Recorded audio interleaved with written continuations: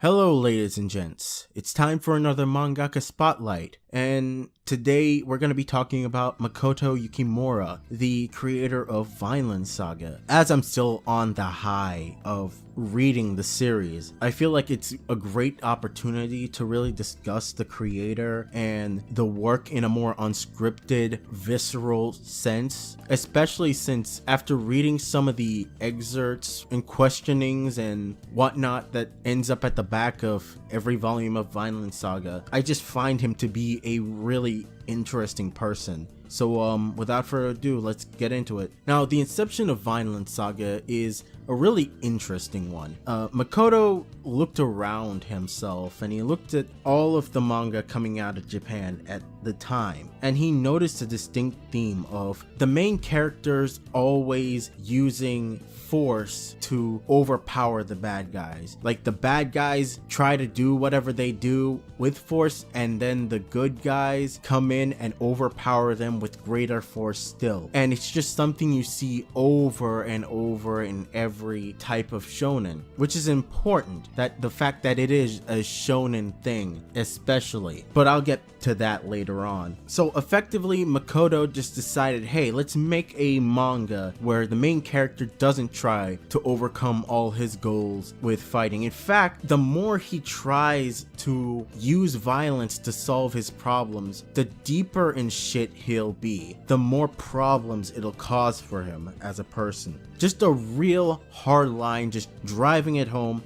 Violence is bad, okay? But not really as much as you'd think. In fact, the very beginning of the series starts out like any other, revenge story shonen. Like, you don't necessarily assume it's going to take that turn, but you really start to see why it would turn out that way with just the horrors that happen in every book and all the horrible bullshit that happens to all the characters. At some points it ends up getting so bad that the characters themselves start really philosophizing, which is a pretty funny meme if you've ever been on TV Tropes.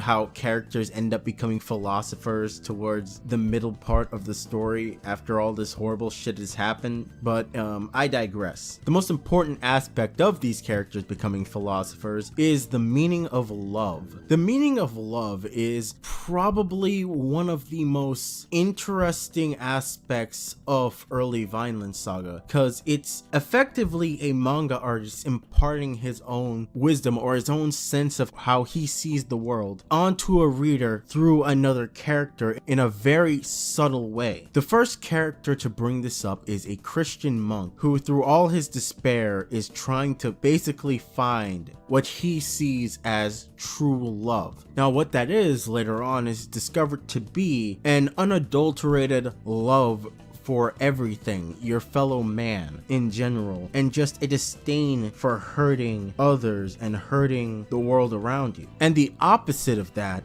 is discrimination. Because what is hatred but a form of discrimination? Effectively deciding that you are not going to show another person the same kind of love or the same type of common respect because of who they are or some attribute about them that you yourself can't bear to deal with. And that was like a really woke ass thing for me to read, because I'm like, holy shit, the opposite of love is discrimination? What? Not hate, not indifference, but discrimination. A really odd and interesting way to see the world, and it's one of the reasons why I even bothered to do this in the first place. Another interesting thing he brings up in his little author section at the end of the volumes is his view on men and violence, and how we are seemingly inescapably entwined in it from a very early age. How one of the things young boys like doing is playing with swords, right? And he describes this through his own sons who do that all the time. And it's a very interesting thought to think about, because yeah, we all fuck around and play with weapons and mess around when we're kids, but as you grow older and you start to see just how horrible fighting is and you come to fear death, that is when you start to realize how little you actually desire to to fight. But that doesn't stop the lingering obsession or the lingering thought that, hey, this is cool. That's why we watch action movies. That's why we play violent video games. That's why we do any of this shit. Half of the stuff on my channel is extremely violent, right? Because there may be a part of us that is seemingly attached to this sense of violence, right?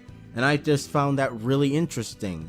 That, and I find it meme-worthy that Makoto Yukimura is talking about how his sons aren't woke enough yet. But again, I digress. Let's shift gears again. Another interesting thing about Makoto Yukimura is that he doesn't consider himself very talented. In fact, he considers himself lacking in talent, which is a great surprise to me considering how well constructed his stories are. And the simple truth of the matter is that because he recognizes his own shortcomings, he puts in the extra work to make his stories as great as he can make them. One of the things he seemingly stresses while telling a story is to constantly be asking questions about everything, which is a recurring theme in all of his authors' sections and all of his writings, is his constant curiosity about things. The very first section in the first volume of Vinland Saga is him talking about how he's very curious about what Vikings did in the past, even the very, very mundane things, even the really odd and off the wall and obscure things, which hilariously enough is the mark of somebody with the capability to build a fictional world, somebody with the talent, so to speak. So in my opinion, I believe he's being a little modest, but the fact that he does show this level of modesty is something I find admirable about him.